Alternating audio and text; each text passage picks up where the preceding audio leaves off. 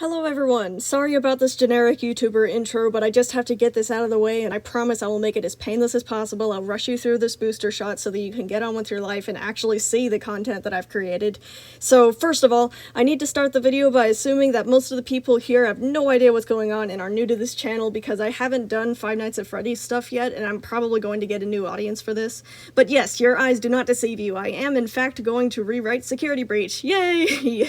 Now that might not even mean anything to you yet, but rewriting is a new thing that I've come up with recently where I just take a story that I really like that ended badly or had a few problems in it and I fix it up.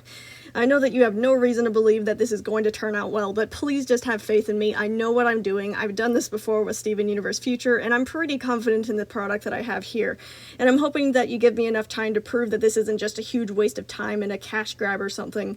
I've put a buttload amount of effort into this, and I'm completely satisfied with what I have, so I hope that everyone else can share that same satisfaction and put your mind more at ease whenever you think about how the series ended up. But my number one priority right here, before saying anything else, I do want to make it very clear that I mean no offense to the original Security Breach creators. It is insanely difficult to make a video game, and even more difficult whenever it's rushed and isn't able to go through as much beta testing as it should. But even though my rewrite is hopefully going to outperform their product, I don't want to strut up here and act like I'm hot stuff, just like, ha ha ha, you stupid little adults. This 18-year-old child was able to make a more coherent story. You should be ashamed. I don't mean any of that.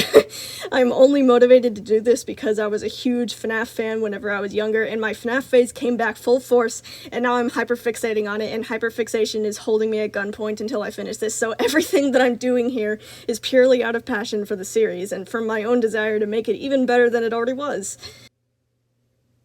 I do have the advantage of having the foresight of how the audience reacts to everything, such as, like knowing which certain daycare attendants need more screen time, how to give each character an individual character arc, and that it's a terrible idea to revive Peepaw Willie because he's now no more threatening than the Team Rocket blasting off again and showing up in the next episode completely unharmed.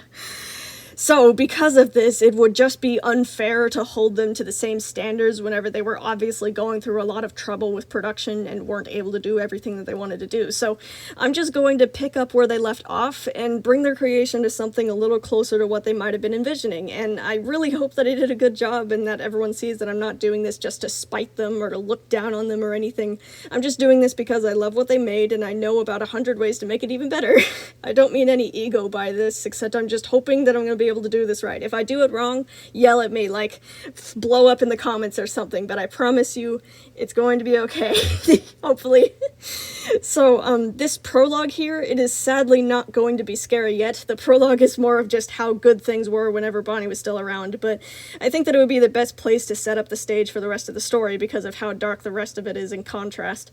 I think that's all that I have to say here. I'll just show everyone to the video and shut up before I lose even more viewers. Bye everyone, I love you all. Thank you for giving me this chance to show you what I can do. I promise I'm going to deliver on that. So, enjoy the show!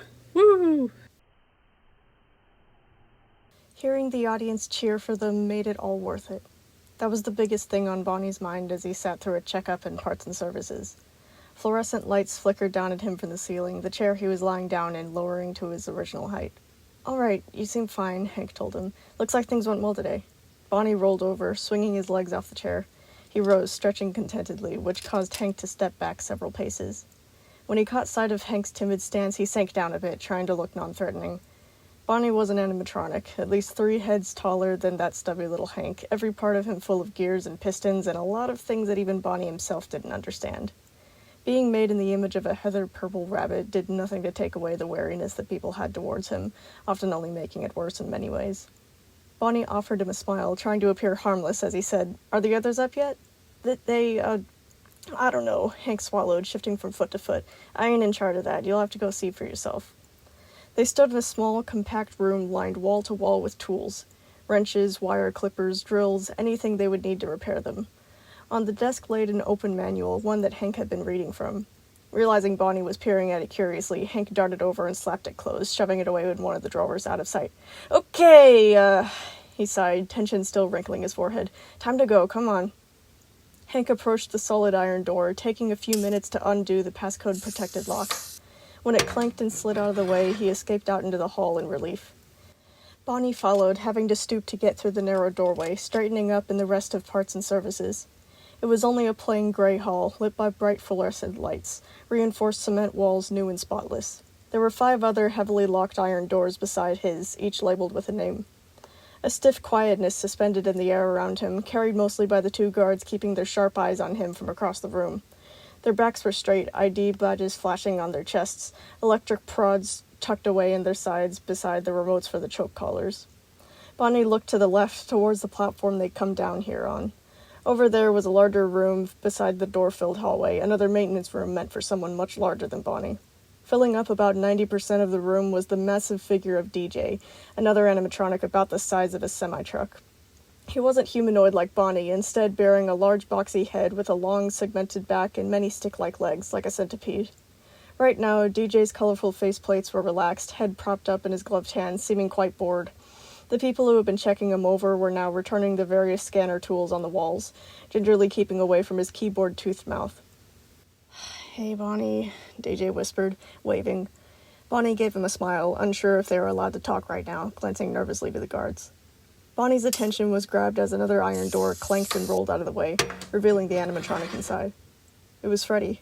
He took the image of a huge, broad-shouldered orange bear, one that hardly fit through the narrow doorframe. He loomed taller than Bonnie, with a big blue nose, round ears, and a cherry-pink vest. Thin gold chains looped around his neck, thick fur layering over his metallic shell. Freddy blinked sleepily as he straightened up in the hall, his face coming to life whenever he spotted Bonnie. Hank dodged out of the way as Freddy and Bonnie met with a hug. "Are you okay?" Freddy asked, drawing back. "Yeah, are you?" "Mm-hmm," Freddy nodded, turning to glance back at the other closed doors of the maintenance rooms. He stayed quiet for a bit, wringing his hands together. Despite being the lead singer, Freddy had probably spoken more words to the fans today than he had his entire life. Bonnie knew something was bothering him based on the twitching ears. "What is it?" he asked. Do you think the others are all right?" Freddy asked anxiously, picking at each finger. I thought we'd be able to see each other more than we did today." Bonnie took Freddy's nervous hands, pushing them back down to his sides. "Of course they're all right," Bonnie told him. "Nothing could take them down." After a while of fretful waiting, another door clanked, rolling out of the way to reveal Roxy, the 3rd member of the animatronic band. A small, dark gray metal fox stepped timidly out into the open, her deep violet tones glinting against her sharpened edges. She hid behind her curtain of black hair, one nervous green eye peeking out. The patterns that marked her as a fox, the tip of her bushy tail, the ends of her pointed ears, and her striped face, were all glowing bright magenta from her nervousness. A tiny smile peeped out from its hiding place whenever she caught sight of them, the skinny animatronic scampering over and hiding behind Freddy easily. An employee followed her out, finding Hank and checking something off of a clipboard. "Okay, he's all set. Foxy should be good to—" The employee hesitated, looking back at Freddy's stern glare, correcting himself with, "Sorry, Roxanne is good to go." Bonnie took a glimpse at the dark fox. She was looking at the floor, pretending to have not noticed. The last animatronic of the band came in a few moments later, beaming happily. Chica was made in the image of a stocky, pastel-colored chicken, about as large as Freddy. Gold and white feathers were scattered all over her plating, her forearms covered by soft seashell-pink arm warmers, tail feathers neat and orderly. Her feathery crest was clipped into place by a teal-colored star, squishy face smiling wide of her yellow beak and bright orange eyes. "Guys!" she chirped the moment that she saw them, hurrying up to join them. "You wouldn't believe—" "You're all clear!" a guard interrupted her, a voice gruff of agitation. "Return to your rooms. We gotta all do it again tomorrow, so be ready." They all fell quiet, being ushered away to the back of parts and services.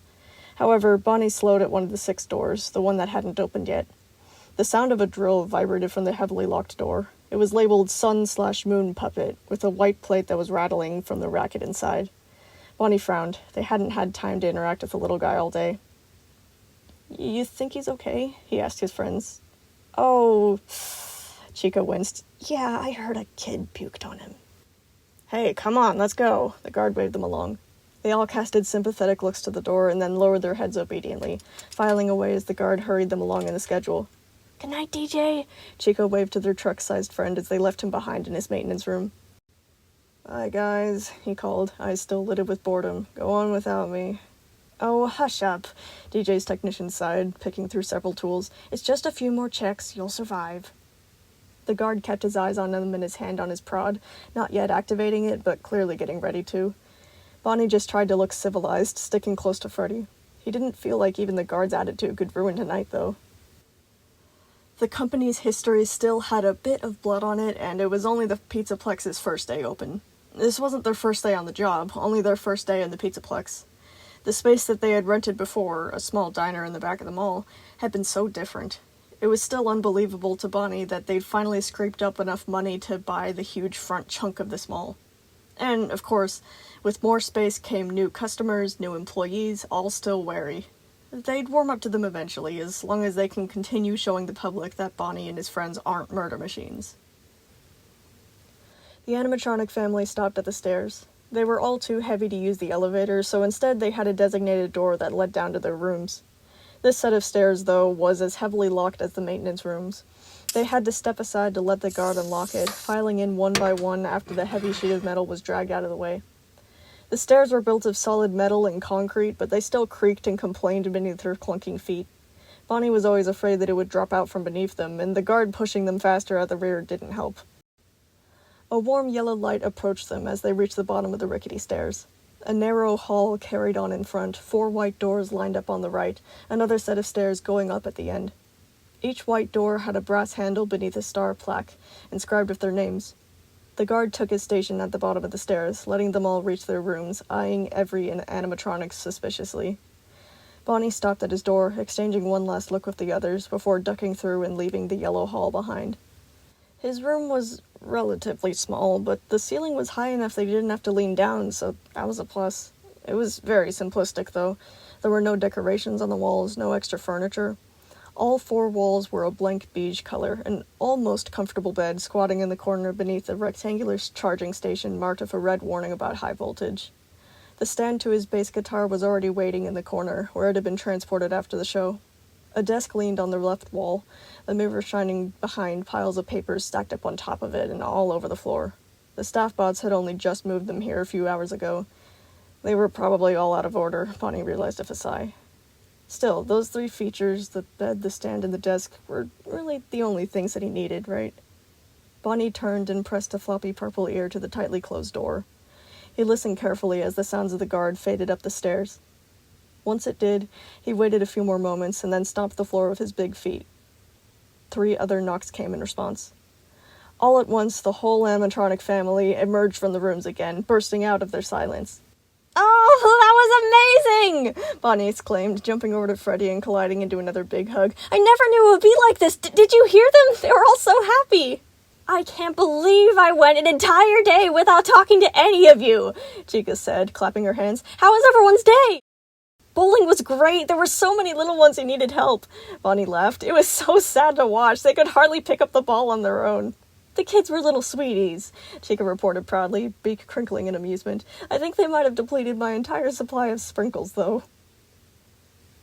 Do you think I did well?" Freddie piped up, ears flicking back shyly. I can't tell if I sounded okay or not." "You sounded great," Bonnie reassured him, turning to the others proudly. "Everyone did amazing. We were all superstars."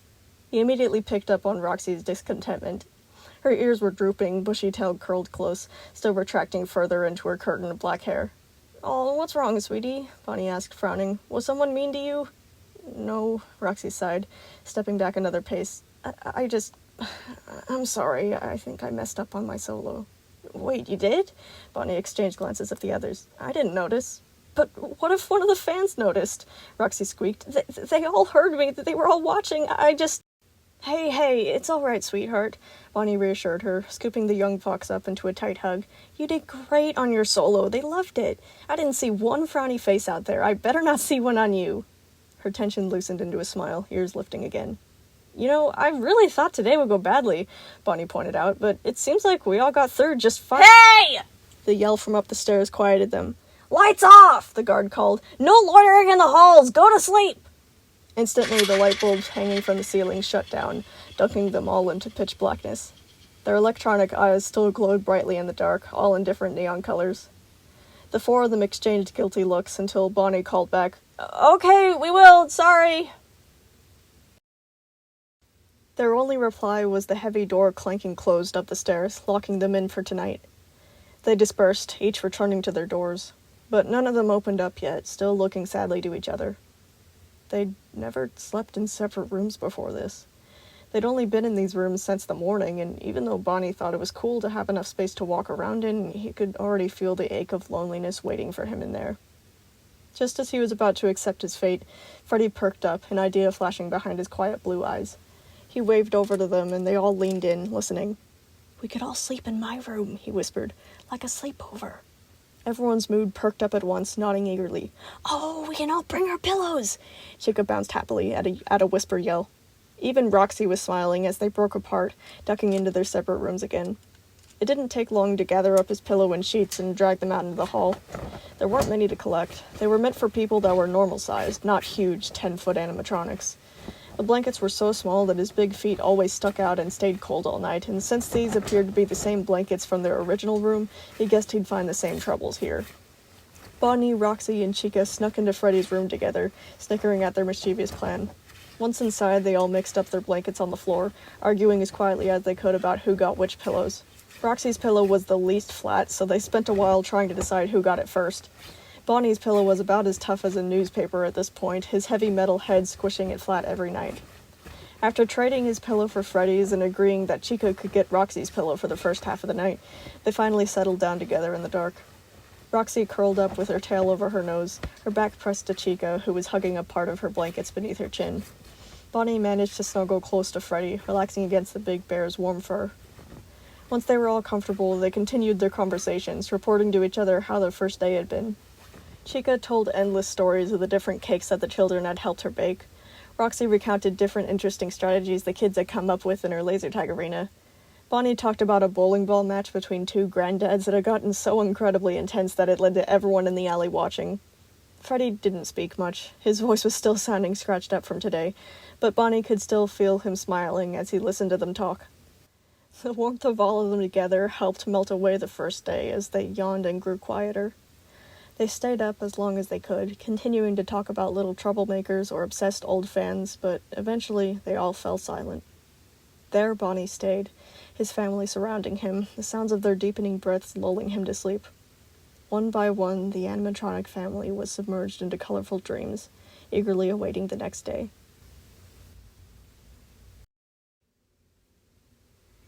That was 16 years ago. They've changed. Everything's changed. Fazbear Entertainment work email. To all. From Jeremy Miller. Subject, Bonnie. It has come to my attention that someone who works in this building has stolen company property. The remains of the Bonnie animatronic were found to be missing only 8 hours ago. If anyone has information on this, notify me immediately and you might keep your job. Anyone who withholds information about this will be severely punished.